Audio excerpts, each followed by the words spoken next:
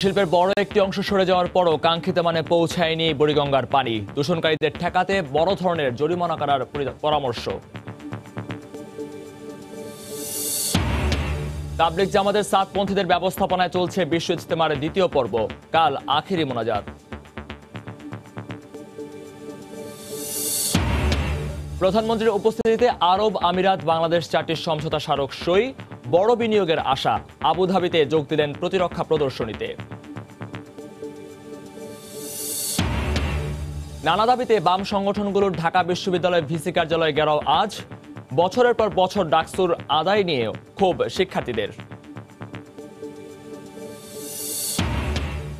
এবং দালালদের আখড়ায় পরিণত চট্টগ্রাম বিআরটিএ কার্যালয়ে নানা ভোগান্তির অভিযোগ, হাতে নেওয়া হচ্ছে লাখ লাখ টাকা।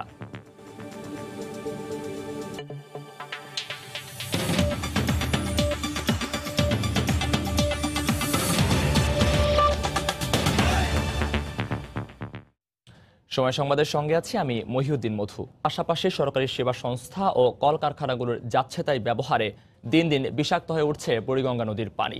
বুয়েটের গবেষণা বলছে ব্যবহারের জন্য বুড়িগঙ্গার পানি খুবই ক্ষতিকর। পরিবেশবিদরা বলছেন দূষণকারীদের বিরুদ্ধে বড় ধরনের আর্থিক জরিমানা করে বুড়িগঙ্গা দূষণমুক্ত করার উদ্যোগ নেওয়া উচিত, যা থেকে ছাড় দেওয়া উচিত নয় সরকারি সংস্থাগুলোকেও। মিজানুর রহমান মিন্টুর ছবিতে মাহমুদ রাকিবের রিপোর্ট। আলকাতরা বা ময়লার ভাগাড় ভাবলে ভুল করবেন। তিলোত্তমা ঢাকা যে নদীর বুকে গড়ে উঠেছে এটি সেই বুড়িগঙ্গা। বৃষ্টি মৌসুমে 2-3 মাসের জন্য কিছুটা উন্নতি হলেও বছর জুড়ে এমনই দূষণে ডুবে থাকে নদীটি। বুড়িগঙ্গা পাড়ের মানুষ বলছেন সব ধরনের নৌযানের তরল ও কঠিন বর্জ্য আর শত শত নর্দমার পাইপ গিয়ে মিশেছে এই নদীতে, দেখার যেন কেউই নেই। দুনো পাড়ের ময়লা পানি পড়তেছে, কলকারখানা দূষিত পানি পড়তেছে। পানি ধরতে পারি না, উজু করতে পারি না, নামাজ পড়তে পারি না। ঢাকার যত ময়লা আছে সবই বুড়িগঙ্গা পড়ে। ইঞ্জিন চালিত যত কলকারখানার ময়লা এই বুড়িগঙ্গার ভিতরে ফালায়। লঞ্চের কাঁচরা ময়লা সবকিছু ফালায় এবং গরু মরা, কুত্তা মরা, সবকিছু মানুষ মরা পর্যন্ত এই নদীতে ফালায়। বুয়েটের পানি ও বন্যা ইনস্টিটিউটের গবেষণায় দেখা যায় ট্যানারি শিল্পের বড় একটি অংশ সরে যাওয়ার পরও কাঙ্ক্ষিত মানে পৌঁছায়নি বুড়িগঙ্গার পানি। দ্রবীভূত অক্সিজেন প্রতি লিটারে 5-এর বেশি প্রয়োজন হলেও বুড়িগঙ্গায় তা আছে মাত্র 0-এর কাছাকাছি। ভাসমান কণিকা সর্বোচ্চ 10 থাকার কথা থাকলেও আছে 60 মিলিগ্রাম। এছাড়া পানিতে অ্যামোনিয়া ও ক্রোমিয়াম ধাতু প্রতি লিটারে সর্বোচ্চ 0.5 মিলিগ্রাম থাকার কথা থাকলেও বুড়িগঙ্গায় আছে যথাক্রমে 16.5 ও 600 মিলিগ্রাম। প্রকৃতপক্ষে এই পানি কোনোভাবেই কোনো কাজে ইউজ করা যাবে না, খাওয়া তো সম্ভবই না। এবং আমি অন্যান্য জিনিস যদি বলি, গোসল করা বা হাত ধোয়া, থালা বাসন ধোয়া, এগুলাও সম্ভব না এই পানি দিয়ে। নদী বিশ্লেষকরা বলছেন সাধারণ মানুষের অসচেতনতার পাশাপাশি ঢাকার চারপাশের এই নদীগুলো দূষণের জন্য দায়ী ঢাকা সিটি কর্পোরেশন, ওয়াসা, বিআইডব্লিউটিএ ও শিল্প মন্ত্রণালয়ের উদাসীনতা। তাই তারা বলছেন অন্তত নদী পাড়ের মানুষগুলোর জীবিকা নির্বাহের জন্য হলেও এখন সরকারি এসব সংস্থার একটু তৎপরতা বাড়ানো প্রয়োজন। আমি তো মনে করি সরকারি প্রতিষ্ঠান বলে এদেরকে এই আইনি যে বিধানটা আছে যে পলিউট করে সে পে করবে সংশোধনের জন্য, সেখান থেকে মুক্তি দেওয়ার কোনো সুযোগ আছে বলে। আজকে 48 বছর হলো এখনো পর্যন্ত আমাদের গৃহস্থালী বর্জ্য, এখনো পর্যন্ত আমাদের সুয়েজ বর্জ্য গিয়ে পড়ছে বুড়িগঙ্গায়, যেটা আমাদের নগরের আসলে নার্ভ। নদীকে ভাগাড় হিসাবে আমরা সবসময় ধরে নিয়েছি, নদী রক্ষাটা কোনো প্রায়োরিটি না। বিশ্বব্যাংকের মতে দেশে পরিবেশ দূষণে মৃত্যুজনিত ক্ষতির আর্থিক মূল্য বছরে প্রায় 51,000 কোটি টাকা, যা দক্ষিণ এশিয়ার মধ্যে সর্বোচ্চ। মাহমুদ রাকিব, সময় সংবাদ, ঢাকা। চতুর্থ ধাপে বুড়িগঙ্গা নদীর দুপাড়ে দখলমুক্ত করতে উচ্ছেদ অভিযান শুরু করেছে বিআইডব্লিউটি। এই মুহূর্তে সেখানে আছেন রিপোর্টার মাহমুদ রাকিব। সরাসরি চলে যাচ্ছে তার কাছে। রাকিব। হ্যাঁ মধু, আপনি জানেন যে আজ মূলত বুড়িগঙ্গা যে অবৈধ দখলমুক্ত করবার জন্য চতুর্থ ধাপের অভিযান শুরু হয়েছে। ইতিমধ্যে আপনি জানেন যে গত 3 সপ্তাহে আলাদা আলাদাভাবে মোট 9 দিন তৃতীয় ধাপে অভিযান শেষ হয়েছে এবং আমরা জানি যে গত 3 ধাপে প্রায় 1600 মতো অবৈধ স্থাপনা উচ্ছেদ করা হচ্ছে। তো চতুর্থ ধাপের শুরুতে আজ এসেছে এই বিআইডব্লিউটির যারা অভিযান পরিচালনাকারী দল, তারা এসেছেন আজ বসিলা যেটি মোহাম্মদপুরে আপনি জানেন যে বসিলা ব্রিজ রয়েছে একটি, সেই বসিলা ব্রিজের আশপাশ দিয়ে মূলত অভিযানটি শুরু হয়েছে। তো আপনি এখন দেখছেন যে যে এক্সকিভেটরটা রয়েছে সেই এক্সকিভেটরটা ইতিমধ্যে কাজ শুরু করে দিয়েছে এবং আমার সামনে যে ভবনটি আপনি দেখছেন একটি 3তলা ভবন, এই ভবনটি কিন্তু ইতিমধ্যেই এটি একটি অবৈধ ভবন হিসেবে চিহ্নিত করা হয়েছে এবং এই ভবনটি কিছুক্ষণের মধ্যে উচ্ছেদ করা হবে। আমি যদি আস্তে আস্তে একটু ডান দিকে এসে আপনাকে দেখাই, এই যে আপনি দেখছেন যে একদম নদীর জায়গা কিন্তু দখল করে এই সবগুলো ভবন করা হয়েছে। ওপাশে একটি গুদাম রয়েছে, আপনি দেখছেন যে ঠিক নদীর যে কর্নারে, অর্থাৎ এই যে আপনি সামনে মোড়টি দেখছেন নদীর, এই মোড় দিয়ে কিন্তু এটি গাবতলী ব্রিজ বসিলা ব্রিজের দিকে চলে গিয়েছে। তবে সেটি দেখছেন একদম কিন্তু নদীর ঠিক মোড়ের জায়গাটি কিন্তু দখল করে এখানে একটি গুদাম করা হয়েছে, যেটি মূলত নীল রঙের টিনের বেড়া দিয়ে যেটিকে আচ্ছাদিত করে রাখা হয়েছে। এবং এর পাশে আমি যদি দেখাই, এই যে অবৈধ স্থাপনা নদীর জায়গায় গড়ে তোলা হয়েছে সেটি কিন্তু আস্তে আস্তে আপনি দেখছেন এ পাশে কিন্তু একটি 12তলা ভবনও করা হয়েছে। আমি একটু আপনাকে সেটিও দেখাতে চাই। তবে এই 12তলা ভবনটি তারা যদি দাবি করছেন যে এই ভবনটি মূলত বিআইডব্লিউটিএ কিংবা রাজুক বা ঢাকা জেলা প্রশাসন তাদের অনুমোদন নিয়ে করা হয়েছে, কিন্তু এই বিষয়টি নিয়ে এখন এখানে নির্বাহী ম্যাজিস্ট্রেট এবং বিআইডব্লিউটিএর যারা কর্মকর্তা রয়েছেন তারা এটা নিয়ে আলাপ আলোচনা করছেন যে এই ভবনটি আসলে নদীর জায়গায় করা হয়েছে অবৈধভাবে, নাকি এই ভবনটি তারা নিয়ম মেনে তাদের নিজস্ব জমিতে করেছেন তা নিয়ে এখন এটি নিয়ে আলাপ আলোচনা চলছে। তো এই আলাপ আলোচনা শেষে যদি দেখা যায় যে ভবনটি অবৈধভাবে করা হয়েছে কিংবা ভবনটি নদীর জমিতে পড়েছে বা নদীর চরে পড়েছে, এমনকি নদীর সীমানা পিলার থেকে যদি 100 মিটারের মধ্যেও পড়ে তাহলেও কিন্তু এই ভবনটি ভেঙে দেওয়া হবে। তো সব মিলিয়ে এখন মূলত ভবনটি নিয়ে এখানে কথাবার্তা চলছে। যারা ভবনের মালিক তারাও এসছেন, তাদের সঙ্গে এখানে বিআইডব্লিউটিএর কর্মকর্তা নির্বাহী ম্যাজিস্ট্রেট তারা কথা বলছেন। যদি অবৈধ হয় তাহলে আমার পিছনের এই যে একটি বহুতল 12তলা ভবন সেটিও কিন্তু উচ্ছেদ করে দেওয়া হবে। তো মোটামুটি আমার কাছে বুড়িগঙ্গা পাড়ে যে অবৈধ দখল মুক্ত অভিযান চলছে তার এই ছিল সবশেষ খবর। মধু, বুড়িগঙ্গা নদীর দুপার দখলমুক্ত করতে যে অভিযান শুরু হয়েছে সেটি চলছিল, আমরা সেখান থেকে সরাসরি জানাচ্ছিল রিপোর্টার মাহমুদ রাকিব। টঙ্গীর তুরাগ তীরে চলছে বিশ্ব ইজতেমার দ্বিতীয় পর্বের দ্বিতীয় দিনের কার্যক্রম। এতে অংশ নিয়েছেন সাতপন্থী মুসল্লিরা। ইবাদত বন্দিকে জিকির আজকার আর তাবলিগ জামায়াতের শিক্ষা নিয়ে আলোচনা করছেন মুসল্লিরা। তবে ইজতেমা এলাকায় কুয়াশার জন্য শীতের তীব্রতা কিছুটা বেড়েছে, এতে ভোগান্তি পোহাতে হয় মুসল্লিদের। এদিকে ইজতেমা ময়দানের নিরাপত্তার কাজ করছে পুলিশ, র্যাব সহ আইন শৃঙ্খলা রক্ষা বাহিনী। গতকালের হঠাৎ বৃষ্টিতে ইবাদত বন্দিকে ইজতেমার কার্যক্রম পরিচালনা করতে সমস্যা হওয়ায় ইজতেমা একদিন বাড়ানো হয়েছে। তাই আগামীকাল আখিরি মোনাজাতের পর আনুষ্ঠানিক সমাপ্তি হবে এবারের বিশ্ব ইজতেমার।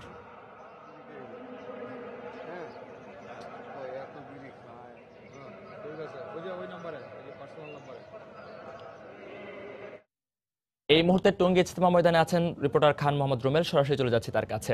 রুমেল, ছিলেন যে ফজরের নামাজের পর থেকে বয়ান শুরু হয়েছে, আমরা যেটি দেখেছিলাম ফজরের নামাজের পর যে বয়ান শুরু হয়েছে সেটি 9:30 পর্যন্ত টানা চলেছে, মাঝখানে আধা ঘন্টার বিরতি ছিল, এখন আবারও বয়ান শুরু হয়েছে। মূলত আসলে এখন যে বয়ানগুলো দেওয়া হচ্ছে সেটি হচ্ছে যে ইজতেমার কি উদ্দেশ্য, কি উদ্দেশ্যে ইজতেমা আয়োজন করা হয় সে বিষয়টি এখানে বয়ান থেকে বলা হচ্ছে। এবং যেটি বলা হচ্ছে যে আজকে দ্বিতীয় দিন, আগামীকালকে আখেরি মোনাজাতের মাধ্যমে শেষ হবে ইজতেমা। এখানে 3 দিন ধরে মুসল্লিরা অবস্থান করছেন। মুসল্লিদের উদ্দেশ্যে যে বয়ান মঞ্চ রয়েছে সেখান থেকে বলা হচ্ছে যে ইজতেমাতে এসে তাদের উদ্দেশ্যে যে কথাগুলো বলা হয়েছে সে কথাগুলো যেন তারা নিজের জীবনে মেনে চলেন এবং অন্যের জীবনে, অন্যদের কাছে সে কথাগুলো পৌঁছে দেন, তাহলে ইজতেমা সার্থক হবে, তাহলে ইজতেমা আয়োজনের উদ্দেশ্য পূরণ হবে। সে বিষয়টি এখান থেকে বলা হচ্ছে এবং সেই বিষয়ের উপর গুরুত্ব দিয়ে এই মুহূর্তে বয়ান করা হচ্ছে। আর আপনি জানেন যে প্রতি বছর যখন এখানে এই বিশ্ব ইজতেমার আয়োজন করা হয়, ইজতেমা শেষের অর্থাৎ আখিরি মোনাজাতের পরে কিন্তু এখান থেকে তাবলিগ জামায়াতের কর্মীরা তাবলিগের চিল্লা নিয়ে দেশ বিদেশের বিভিন্ন জায়গায় যান। তো যারা হচ্ছে চিল্লা নিয়ে এখান থেকে যাবেন সেই তাদেরকে জামাতবদ্ধ করার কাজগুলো কিন্তু আজকেই সম্পন্ন হবে এবং আগামীকালকে আখেরি মোনাজাত শেষে সেই বিভিন্ন প্রান্তে ছড়িয়ে পড়বেন তাবলিগ জামায়াতের কর্মীরা। আর যারা চিল্লায় যাবেন না তারা তো আপনি জানেন খুব স্বাভাবিকভাবেই যে এখানকার যে কার্যক্রম আখেরি মোনাজাত শেষে সমাপ্ত ঘোষণা করা হবে, তারপরে তারা নিজ নিজ বাড়িতে চলে যাবেন। তো জামাতবদ্ধ করার কাজটি আজকে দিনভরই চলবে এবং আগামীকালকে হয়তো তারা এখান থেকে আখেরি মোনাজাত শেষে তারা যাত্রা শুরু করবেন।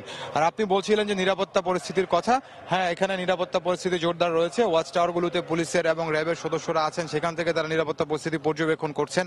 আর এছাড়াও পোশাকে এবং সাদা পোশাকে আইন শৃঙ্খলা রক্ষাকারী বাহিনীর সদস্যরা ইজতেমা ময়দানের ভিতরে তারা দায়িত্ব পালন করছেন, ইজতেমা ময়দানের বাইরেও তো পোশাকের পুলিশ এবং র্যাব সদস্যরা রয়েছেন। তো সবকিছু মিলিয়ে নিশ্চিত নিরাপত্তা ব্যবস্থা এখানে রয়েছে।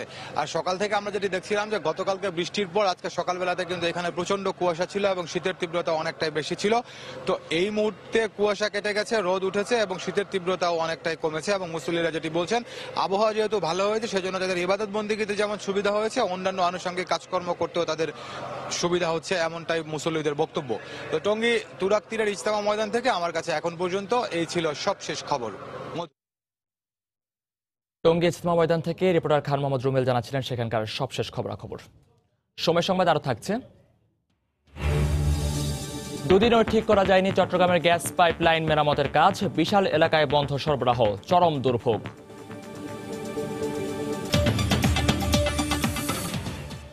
বাণিজ্য ও বিনিয়োগ সম্প্রসারণের সংযুক্ত আরব আমিরাতের সঙ্গে 4টি সমঝোতা স্মারক সই করেছে বাংলাদেশ।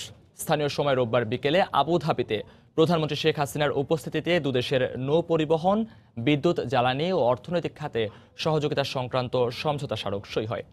এগুলো বাস্তবায়িত হলে দ্বিপক্ষীয় সম্পর্ক আরও দৃঢ় হওয়ার আশা করছেন দুদেশের নীতি নির্ধারকরা। এর আগে গতকাল প্রধানমন্ত্রী সেখানে যোগ দেন 14তম আন্তর্জাতিক প্রতিরক্ষা প্রদর্শনীতে। টানা তৃতীয় মেয়াদে ক্ষমতায় এসে প্রথমবারের মতো 3 দিনের বিদেশ সফরে জার্মানির পর সংযুক্ত আরব আমিরাতে অবস্থান করছেন প্রধানমন্ত্রী শেখ হাসিনা। রোববার স্থানীয় সময় সন্ধ্যায় দ্বিপক্ষীয় সম্পর্ক জোরদারে সরকার প্রধানের উপস্থিতিতেই অর্থনৈতিকভাবে সমৃদ্ধ মধ্যপ্রাচ্যের এই দেশটির সঙ্গে বাণিজ্য ও বিনিয়োগ সম্প্রসারণ সংক্রান্ত 4টি সমঝোতা স্মারক সই করেছে বাংলাদেশ।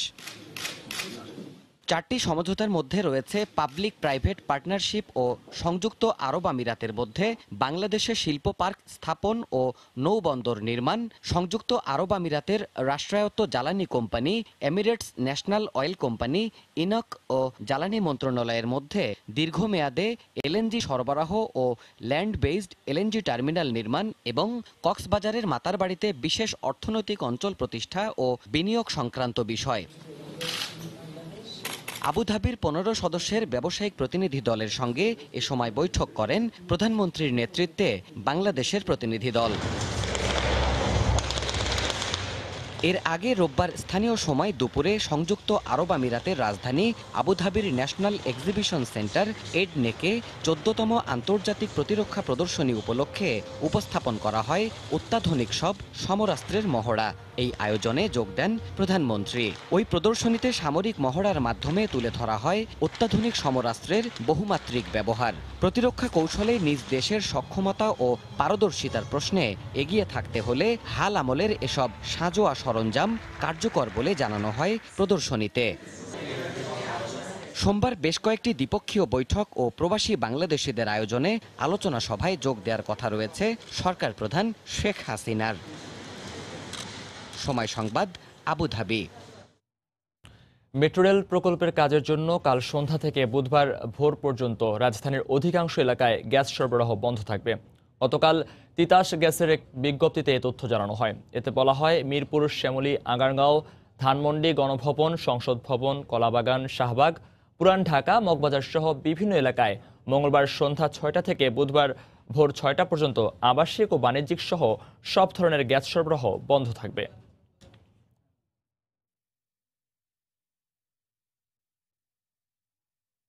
বন্দরনগরীর চট্টগ্রামের সিটি কর্পোরেশনের খাল কাটার সময় গ্যাস লাইন কাটা পড়ার 2 দিনেও গ্যাস সরবরাহ স্বাভাবিক হয়নি। এতে চরম ভোগান্তিতে পড়েছেন নগরবাসী। এই মুহূর্তে নগরীর টাইগার পাস এলাকায় আছেন রিপোর্টার পার্থ প্রতিম বিশ্বাস।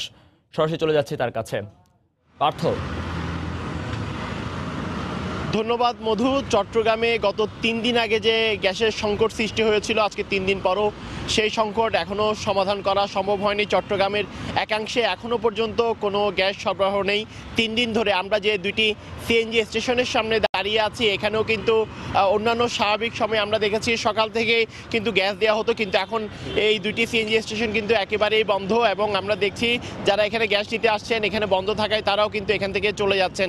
যারা অন্যান্য স্টেশন থেকে নগরীর অন্যান্য স্টেশনগুলো থেকে গ্যাস নিতে পেরেছেন তারা সিএনজি চালাচ্ছেন এবং যারা নিতে পারেনি তারা অনেকটা গাড়ি বন্ধ রেখে বসে আছেন এমনটি আমাদেরকে জানিয়েছে। তো সেক্ষেত্রে গত শনিবার সিটি কর্পোরেশন মাইটেল্লা খাল এলাকায় রিটেনিং ওয়াল বা খাল খনন করার সময় কিন্তু গ্যাস লাইন কাটা পড়ে এবং এরপর থেকেই চট্টগ্রামের প্রায় একটি অংশে গ্যাস সরবরাহ পুরোপুরি বন্ধ রয়েছে। তো সেক্ষেত্রে হালিশহর, বন্দর, পতেঙ্গা এবং এরপরে নগরী, জামাল খান, আশকারডিগির পাশ সহ প্রায় বিস্তীর্ণ এলাকায় গ্যাস সরবরাহ বন্ধ হয়ে যায়। সেক্ষেত্রে প্রায় কয়েক লাখ মানুষ চরম ভোগান্তিতে পড়েছে। আমরা দেখেছি একদিকে যেমন এই গ্যাস লাইনগুলোতে সিএনজি স্টেশনগুলোতে গ্যাস পাওয়া যাচ্ছে না, সেক্ষেত্রে চরম ভোগান্তিতে পড়েছে গাড়ি চালকরা। অন্যদিকে আমরা দেখেছি বিশেষ করে বাসা বাড়িতে যারা রয়েছে তাদেরকেও কিন্তু চরম ভোগান্তিতে পড়তে হচ্ছে। দীর্ঘ 3 দিন ধরে গ্যাস না থাকার কারণে আমরা দেখেছি রান্নাবান্নার কাজে বিশেষ করে মহিলাদেরকে যেমন চরম ভোগান্তিতে পড়তে হচ্ছে, সেক্ষেত্রে তারাও কিন্তু নানা সমস্যায় পড়েছে। এছাড়া বিশেষ করে হোটেল যেগুলো রয়েছে হোটেলে প্রচণ্ড চাপ আছে মানুষের, কিন্তু সেখানেও গ্যাস সরবরাহ না থাকার কারণে অনেকটাই ভোগান্তিতে পড়েছে সাধারণ মানুষজন এবং হোটেলের মালিকরা বলছেন গ্যাস না থাকার কারণে তাদের প্রচুর লস হচ্ছে। সেক্ষেত্রে তারা গ্যাস সিলিন্ডার কিনে এনে কিছুটা সরবরাহ করার চেষ্টা চালাচ্ছে। তো এই ছিল আমার কাছে এখনো পর্যন্ত চট্টগ্রামের টাইগার পাস এলাকা থেকে এখানকার সর্বশেষ খবর। মধু। চট্টগ্রাম সিটি কর্পোরেশনে খাল কাটার সময় গ্যাস লাইন কাটার 3 দিনেও গ্যাস সরবরাহ স্বাভাবিক হয়নি। সেখানকার ভোগান্তির খবর জানাচ্ছিলেন রিপোর্টার পার্থপ্রতিম বিশ্বাস। সরাসরি ছিলাম তখন সেখানে। দালাল ছাড়া কোনো কাজই হচ্ছে না চট্টগ্রামের বিআরটিএ কার্যালয়ে। গাড়ির ড্রাইভিং লাইসেন্স ও নতুন গাড়ির লাইসেন্স সহ সবকিছুতেই নির্ভর করতে হয় দালালদের উপর। অন্যথায় ধীরগতির সহ পড়তে হয় নানা ভোগান্তিতে। হাতে গোনা কয়েকজন কর্মকর্তার যোগ সাজসে দালাল চক্র প্রতিদিন লাখ লাখ টাকা হাতিয়ে নিচ্ছেন বলে অভিযোগ ভুক্তভোগীদের। আশরাফুল আলমের ক্যামেরায় বিস্তারিত জানাচ্ছেন শফিকুল আলম। ছোট একটি প্রতিষ্ঠানে কাজ করে জীবন চলে এই সেলিম রাজার।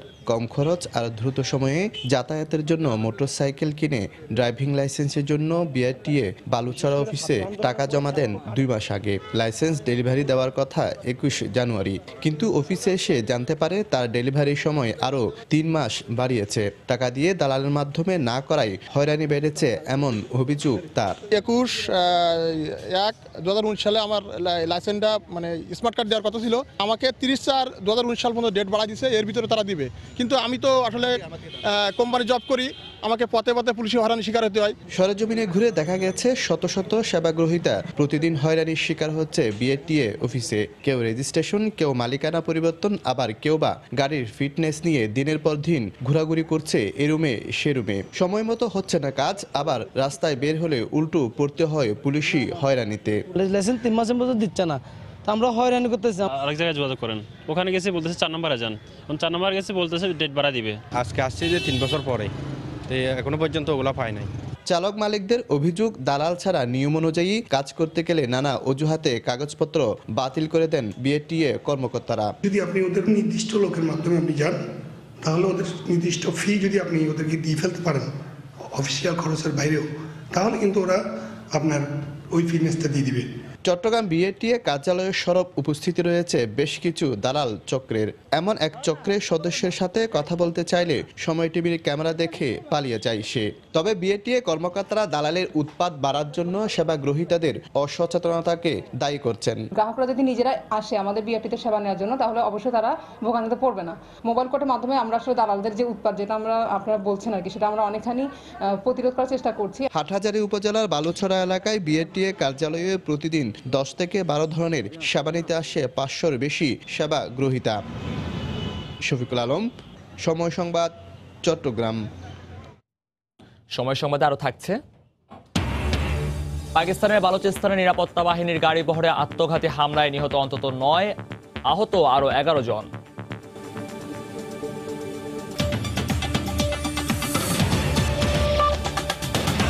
সব হারানো বস্তিবাসীর আবারও ঘুরে দাঁড়ানোর চেষ্টা করছেন। এই মুহূর্তে সেখানে আছেন রিপোর্টার কমল দে। সরাসরি চলে যাচ্ছি তার কাছে। কমল, মধু, আপনি জানেন যে গতকালকে চট্টগ্রামের চাকতাই এলাকার এই ভেড়া মার্কেটে আগুন লেগে 8 জনের মৃত্যু হয়েছিল এবং যেখানে 200-র বেশি বসতঘর পোড়া গিয়েছে। কিন্তু আজকে আমি যেটা একটা অভিযোগ পেয়েছি, সেই অভিযোগটি হলো, আপনি জানেন যে গত কয়েক সপ্তাহ ধরে চট্টগ্রামে কর্ণফুলী নদীর তীরবর্তী এলাকার মধ্যে কিন্তু উচ্ছেদ কার্যক্রম চলছিল। সেই উচ্ছেদ কার্যক্রমে ভীত হয়ে এখানকার যারা বাসিন্দা ছিল তারা কিন্তু চলে যেতে চেয়েছিল, কারণ এটিও কিন্তু একটা অবৈধ এলাকা, কারণ রাজাখালী খালের বিশাল অংশ দখল করে এই বস্তিটি গড়ে উঠেছিল। কিন্তু ভাড়াটিয়ারা চলে যেতে চাইলেও বাড়ির যে মালিক রয়েছে সেই মালিকরা তাদেরকে যেতে দেয়নি, এমনটি অভিযোগ করেছেন এখানকার বেশ কজন ভাড়াটিয়া। আপনি জানেন যে এখানে আমরা যতটুকু তথ্য পেয়েছি, মোট 10 জন বাড়িওয়ালার দখলে ছিল পুরো জায়গাটি, যেখানে 220-টির বেশি ঘর ছিল। এবং এর মাঝে যখন 2 সপ্তাহ আগে কর্ণফুলীর ফিরিঙ্গি বাজার বা পাথরঘাটা থেকে উচ্ছেদ হয়, তখন কিন্তু এসব ভাড়াটিয়া ভয়ে ভীত হয়ে পড়ে, তারা জানতো এটিও উচ্ছেদের কবলে পড়বে, সেজন্য তারা চলে যেতে চায়। কিন্তু বাড়ির মালিক যারা রয়েছেন তারা বলেছেন এটি ভাঙা হবে না, কারণ তারা হাইকোর্টে রিট করবেন, সেটির প্রেক্ষিতে গিয়ে তাদেরকে আশ্বস্ত করে। কিন্তু তারপরে তারা ভীত হলো, আবারও ভীত হয়ে পড়লে তাদেরকে বলা হয়েছিল যদি চলে যেতে চায় তাহলে তাদেরকে 2 মাসের ভাড়া অগ্রিম দিতে হবে। এমনকি কয়েকজন ভাড়াটিয়া অভিযোগ করেছেন, জানান যে গতকাল ভোর রাতে আগুন লেগেছে, তার আগের দিন তারাও চলে যাওয়ার জন্য চেষ্টা করেছিল এবং চলে যাবে বলে তারা দাবি করেছিল। কিন্তু তাদেরকে বলে দেওয়া হয়েছে যদি তারা মালামাল নিতে পারবে না এবং 2 মাসের ভাড়া যদি দিতে না পারে তারা যেতে পারবে না। কিন্তু এই ভাড়াটিয়ারা দাবি করে তাদের কাছে তখন তাৎক্ষণিক নগদ টাকা ছিল না, যে কারণে তারা ভাড়া ছেড়ে যেতে পারেনি এবং তাদেরকে আগুনে সবকিছু গ্রাস করে নিয়েছে। অর্থাৎ বলা চলে বাড়িওয়ালাদের একঘুয়ামি এবং বাড়িওয়ালাদের দখলদারিত্বের কারণে কিন্তু এই ভাড়াটিয়াদের প্রাণ হারিয়েছে এবং এই অগ্নিকাণ্ডের সূত্র ঘটেছে বলে তারা অভিযোগ করছেন। তো এখন পর্যন্ত মধ্যে আমার কাছে ছিল চট্টগ্রামে যে 8 জন নিহত হয়েছে এবং এই ঘটনা যে বাড়িওয়ালাদের একটি দাপটের আধিপত্যবাদী ছিল তার সর্বশেষ তথ্য। সময় সংবাদ। অবশেষে নতুন নেতৃত্ব বাছাইয়ে নির্বাচনের পথে হাঁটছে বিজিএমইএ। সংগঠনটির প্রতিনিধি নির্বাচনের আগে সম্মিলিত পরিষদ আর ফোরাম নামে 2টি প্যানেল অংশ নিলেও এবার মাঠে নামছে স্বাধীনতা পরিষদ নামে আরেকটি প্যানেল, যারা এই নির্বাচনে নিশ্চিত করতে চায় সদস্যদের সরাসরি ভোট দেওয়ার সুযোগ। তবে বর্তমান সভাপতির সম্মিলিত পরিষদের সঙ্গে আগের করা সমঝোতার ভিত্তিতেই নেতৃত্বের পরিবর্তন চায় ফোরাম প্যানেলের প্রতিনিধি রুবানা হক। কামরুল হাসান সবুজের রিপোর্ট। প্রায় ৩,৫০০ সদস্যের সংগঠন তৈরি পোশাক শিল্প মালিকদের শীর্ষ সংগঠন বিজিএমইএ। এই সংগঠনের প্রতিনিধি নির্বাচনে ফোরাম আর সম্মিলিত পরিষদ নামে 2টি প্যানেল আগে নির্বাচনে অংশ নিলেও 2015 সালে নেতৃত্ব নির্বাচনে সমঝোতায় আসে প্যানেল 2টি। সেবার সম্মিলিত পরিষদ থেকে সভাপতি করে প্যানেল 2টি সিদ্ধান্ত নেয় পরের বার সভাপতি হবেন ফোরাম থেকে। 2 বছরের জন্য নির্বাচিত ওই কমিটি উপযুক্ত কারণ দেখিয়ে 3 দফায় মেয়াদ বাড়িয়েছে 1 বছর 7 মাস। তাই বারবার প্রস্তুতি নিলেও পরিবর্তন আসেনি নেতৃত্বে। তবে এবার দায়িত্ব ছাড়তে প্রস্তুত তারা। এরই মধ্যে গঠন করা হয়েছে নির্বাচনী বোর্ড। আর 2019-21 মেয়াদের কমিটি গঠনে 6 এপ্রিল ভোট গ্রহণের দিন ধার্য করে ঘোষণা করা হয়েছে তফসিল। শিডিউল ঘোষণা করেছি, শিডিউল অনুযায়ী নির্বাচন হবে। কেউ পার্টিসিপেট করলে নির্বাচন হবে, কেউ পার্টিসিপেট না করলে যে পদ্ধতিতে হওয়ার কথা সেটাই হবে। এবার নেতৃত্ব নির্বাচনে প্রথমবারের মতো মাঠে নামছে নতুন প্যানেল স্বাধীনতা পরিষদ, যারা নেতৃত্ব নির্বাচনে সদস্যদের সরাসরি অংশগ্রহণ নিশ্চিত করতে ঘোষণা করেছে 16 দফার নির্বাচনী ইশতেহার। যারা বিনা প্রতিদ্বন্দ্বিতা চলে আসছেন তাদের তো ভোটারদের কাছে যা বলতে হয় না, কোনো কমিটমেন্ট ছিল না, এতে করে যে একটা দূরত্ব তৈরি হয়েছে বিজেপির সাথে সাধারণ সদস্যদের। এবার ডেফিনেটলি নির্বাচন হবে। আমাদের সাথে যদি কোনো ঐক্য কারোর সাথে হয় নাই বা হওয়ার সুযোগও কম, ভোটাররা চাইলে আমরা আসবো, না চাইলে যাদেরকে চায় তারাই আসবে, তাদের প্রতি আমাদের সমর্থন থাকবে। সংগঠনকে শক্তিশালী করতে ঐক্যমতের বিকল্প নেই দাবি করে আগের করা সমঝোতার আলোকেই নেতৃত্বের পরিবর্তন চায় ফোরামের প্যানেল প্রতিনিধি। যেই দাঁড়াক আর না দাঁড়াক সেটা বড় কথা না। সম্মিলিত পরিষদ এবং ফোরাম একসাথে আছে এবং থাকবে। আমাদের সমঝোতাটা আমরা ভাঙবো না, কারণ প্রেসিডেন্ট 3.5 বছর আছেন, এরপরে আমাদের পালা। নতুন যে বোর্ড আসবেন সে যেই আসুক, তার বড় দায়িত্ব হবে সেক্টরকে এক করা, যাতে করে আমরা একজন আরেকজনের গল্পগুলো শুনতে পারি, কষ্টগুলো বুঝতে পারি। ঘোষিত তফসিল অনুযায়ী প্রার্থী হতে মনোনয়নপত্র দাখিলের শেষ সময় 28 ফেব্রুয়ারি দুপুর 12টা পর্যন্ত, আর প্রত্যাহারের সময়সীমা 6 মার্চ। কামরুল হাসান সবুজ, সময় সংবাদ, ঢাকা। 28 বছর ধরে ডাকসু অকার্যকর থাকলেও ঠিকই ফি দিতে হয় বিশ্ববিদ্যালয়ের শিক্ষার্থীদের। প্রতি বছর ডাকসু ও হল সংসদ খাতে বরাদ্দ রাখা হয় প্রায় 1 কোটি টাকা। এতে বিপুল অর্থ কোথায় খরচ হয় তা জানেন না শিক্ষার্থীরা। তবে বিশ্ববিদ্যালয় প্রশাসন বলছে অর্থ জমা আছে তহবিলে। ইকরাম হোসেনের রিপোর্ট।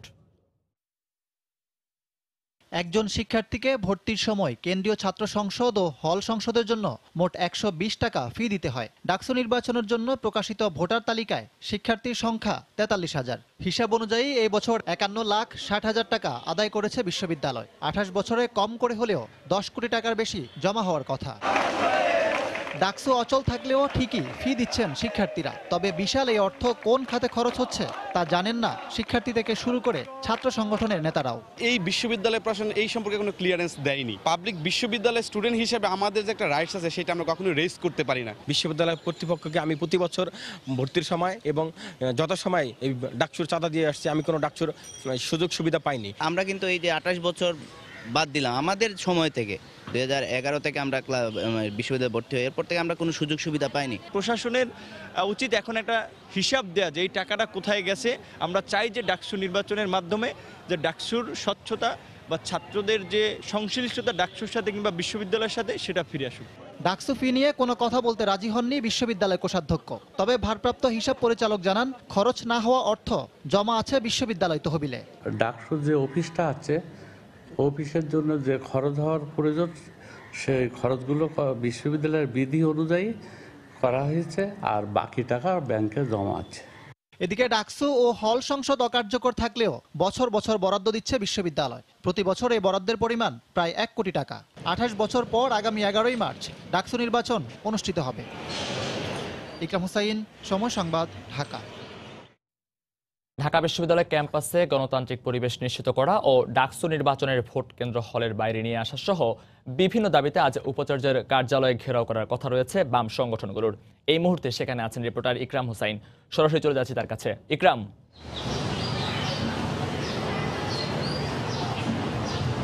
মধু, ডাকসু নির্বাচনের তারিখ ঘোষণার পর থেকে কার্যত ছাত্র সংগঠনগুলো দুই ভাগে বিভক্ত হয়ে গেছে।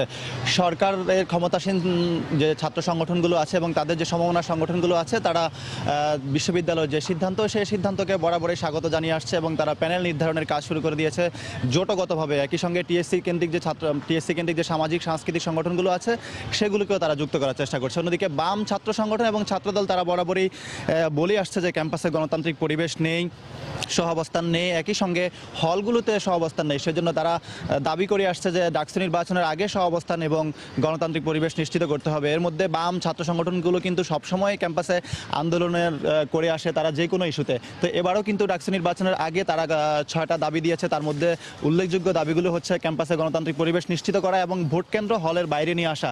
তো সেই দাবিগুলো নিয়ে তারা আলটিমেটাম দিয়েছিল বিশ্ববিদ্যালয় কর্তৃপক্ষের কাছে, কিন্তু তাদের সে দাবি পূরণ না হয় আজ তারা উপাচার্যের কার্যালয় ঘেরাও করবে।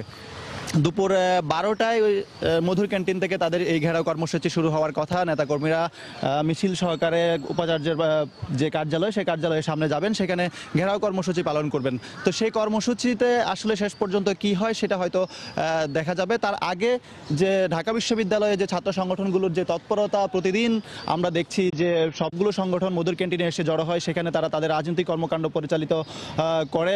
বিশেষ করে ছাত্রদল গত কয়েকদিন ধরে কিন্তু ক্যাম্পাসে আসছে এবং মধুর ক্যান্টিনে তাদের অবস্থান নিশ্চিত করেছে।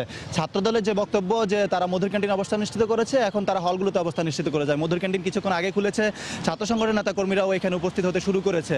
তো আবারও আসলে সরব হয়ে উঠবে, হয়তো আজকের দিনটাও ছাত্র সংগঠনগুলো কাজে লাগাবে। তো এই ছিল আমার কাছে সবশেষ। এ পর্যায়ে শীর্ষ সংবাদ জানিয়ে দিচ্ছি আরেকবার।